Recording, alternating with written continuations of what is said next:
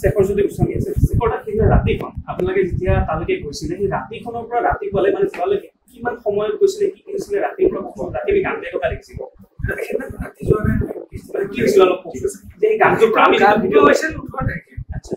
গানটো 18 তাৰিখে আমাৰ একো এক্টিভিটিজ নাই হোটেলতে আছিলো ইভিনিং টাইমত আমাক লৈ গ'ল মানে 18 তাৰিখে ইভিনিং টাইমত আমাক তাৰে লোকেল এই মইদাহত যে আছে আছামিজ সুচনা তেওঁলোকে আমাক ক'লে ব'লা দাদাই ক'লে অকণ আউটত কিবা এটা বাহিৰত খাই আহিব লাগে হোটেলতে নাখাওঁ সেনেকৈ গ'লো খোজকাঢ়িয়ে গৈছোঁ যাই পেলাই এখন ৰেষ্টুৰেণ্ট টাইপ আছিল ৰোড চাইড ৰেষ্টুৰেণ্টত এজনী লেডিয়ে গান গাই আছে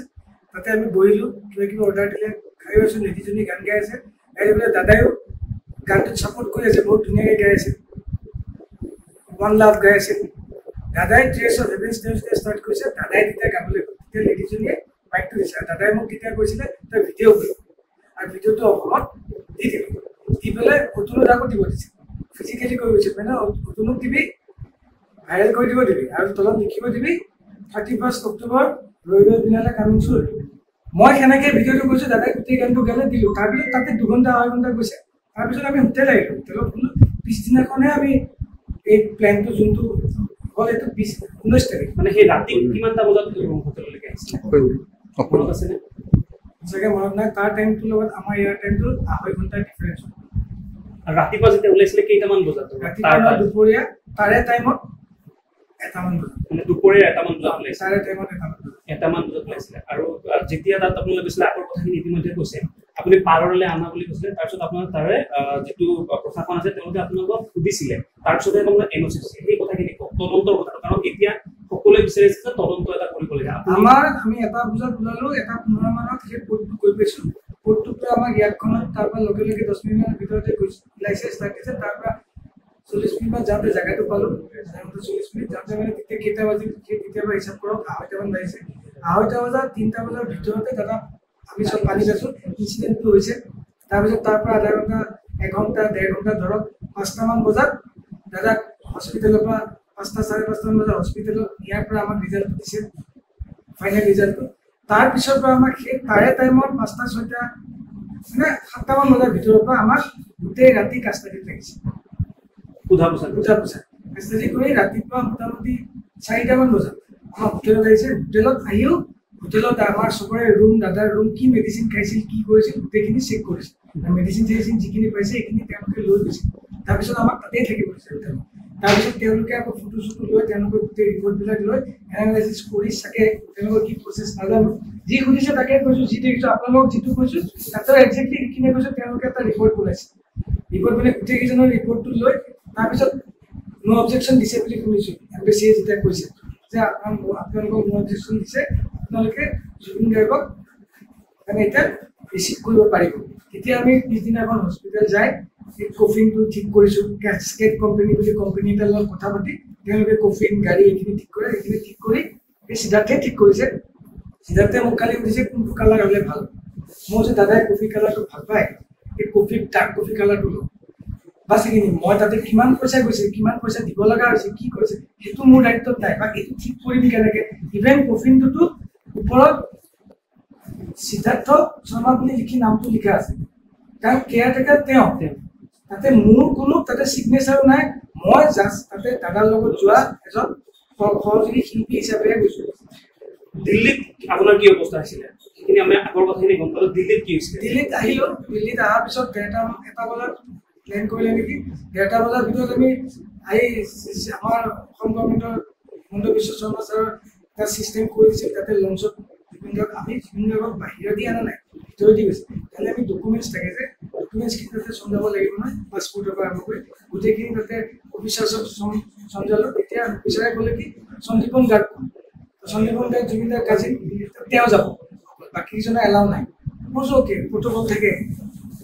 চাৰ্টাৰ ফ্লাইটত ইমান জেগাও নাথাকে অ'কে মই তেতিয়া সিদ্ধাৰ্থক সুধিলোঁ মই কি কৰিম এতিয়া কি কৈছে কি ৰ'ব আপুনি দিল্লীতে থাকিব লাগিব নহ'লে শ্বিলং যাব লাগিব নহ'লে কলিকতা যাব লাগিব মই নাজানো মই তাক সেইটোৱে সুধিলোঁ কিয় যাব লাগিব কৈছে নাই মই কৈ আছোঁ সিহে ফোন কৰি আছে ক'ৰবাত মোক কোনো এটা ফোনো কৰা নাই ইনফৰমেশ্যনো দিয়া নাই একো কৰা নাই মই সঁচাকৈ অকলশৰীয়া হৈ গ'লো এইখিনি টাইমত মই কি কৰিম মোক ঘৰৰ পৰা মেছেজ দি আছে ক'ত পালা কেতিয়া আহিবা কি কৰিবা তুমিতো লগতে আছা লগতে আহিবা আৰু মই বিচাৰোঁ দাদাক যদি মই ছিংগাপুৰৰ পৰা লগত আহিছোঁ মোক গুৱাহাটীলৈকে নিজৰ ৰুমিলৈকে মই অকলে দাদাক কেনেকৈ শিকিম মই লগত যাম মই 3rd person 4th person পিছৰ কথা মই লগত যাম দাদাৰ লগত কিন্তু মোৰ তেতিয়া এলট নহ'ল তেতিয়া মোৰ লগৰ এজনে টিকেট কাটি দিলে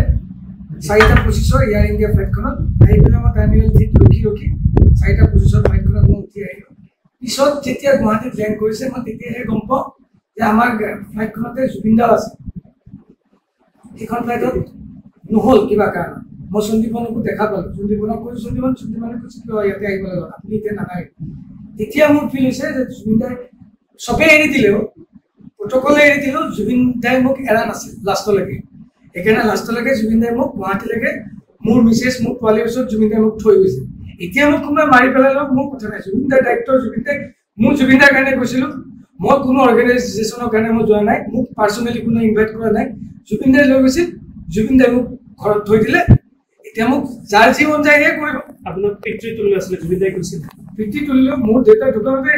তাৰ আগত জুবিন দাই লগত দেউতা ঢুকোৱাৰ পিছতো মোৰ জুবিন দাই মোৰ পিতৃ জুবিন দাই মোক 3 দিনৰ দিনা দেউতা ঢুকোৱাৰ প্ৰগ্ৰেমত লৈ গৈছে তাৰপিছত যি কথা হয় মোৰ ফেমিলি প্ৰব্লেম যি কথা হয় মই আজিলৈকে দাদাই চাগে ক'ৰবাত কৈছিলে আজিলৈকে মই দাদাক কৈ নাপালোঁ দাদা মোৰ এইটো নাই এইটো হোৱা নাই বুলি কৈ নাপালোঁ আজি মই এইটো হোৱা নাই তোমাৰ কাৰণে কিমান কাম কৰিলোঁ কিমানত নাম নগ'ল ক্ৰেডিটছ নগ'ল মই আজিলৈকে কৈ পোৱা নাই কিন্তু দাদাই কৈছে তই থাক তই মোৰ লগত থাক এনেকৈ থাকিবি আমি একেলগে যাব লাগিব কেতিয়াবা মই নোহোৱা হৈ যাম কেতিয়াবা তই নোহোৱা হৈ যাবি কিন্তু আমি এনেকৈ চলিব লাগিব শেখৰ একদম খুব আপুনি সোধাৰ কাৰণে একদম সুধিব বিচৰা নাই আপুনি হেৰি নকৰিব এই যথেষ্ট গুৰুত্বপূৰ্ণ কথা কেইটামান ভাইৰেল হৈছে স্ক্ৰীনশ্বট কেইটা কিবা ক'ব নেকি সেই বিষয়ে স্ক্ৰীনশ্বটৰ ওপৰত মই একো নকওঁ এতিয়া স্ক্ৰীনশ্বটটো যদি দেখাই দিছে চবেই স্ক্ৰীনশ্বটত গম পাইছে সেইটো সুধি যেনেকৈ যোনে ইনভেষ্টিগেশ্যন কৰক সেইটোৰ ওপৰত ক'লে সেইটো টপিক টোটেলি দাদা আজি এই চিটুৱেশ্যনটোৰ বাহিৰৰ টপিক সেই টপিকটোত মই এতিয়া এজন ল'ৰাৰ লগত পাৰ্চনেলি ষ্টাৰ্ট কৰাৰ কথাটো মই সমজুৱাকৈ ইয়াত মই কোৱাৰ কাৰণে মোৰ এইটো এতিয়া মই পৰিৱেশত নাই সেইটো সময় আহিব সময়ত ইনভেষ্টিগেশ্যন হ'লে মোক যদি কিবা আউটালে আনে মই তাত ক'বলৈ মই যিখিনি জানো আৰু মোকো ইনভেষ্টিগেশ্যনত লওক যি কৰে কৰক মই তাতে আপত্তি নাই মই ক'ম মই সদায় জুবিন দাৰ লগত সদায় আছোঁ আৰু ৰাইজৰ লগত সদায় আছোঁ মোক যি সোধে মোৰ পৰা পাব মোক কৰিব লগা কি আছিল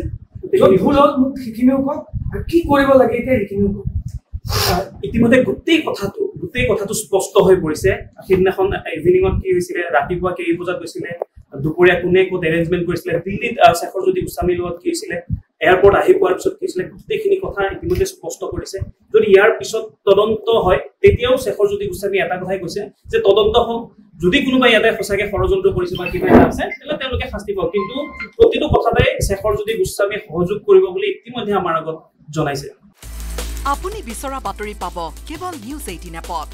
নিউজ 18 এপ ডাউনলোড কৰিবলৈ স্কেন কৰক এই QR কোড গুগল প্লে ষ্টৰতো পাব এই নিউজ 18 এপ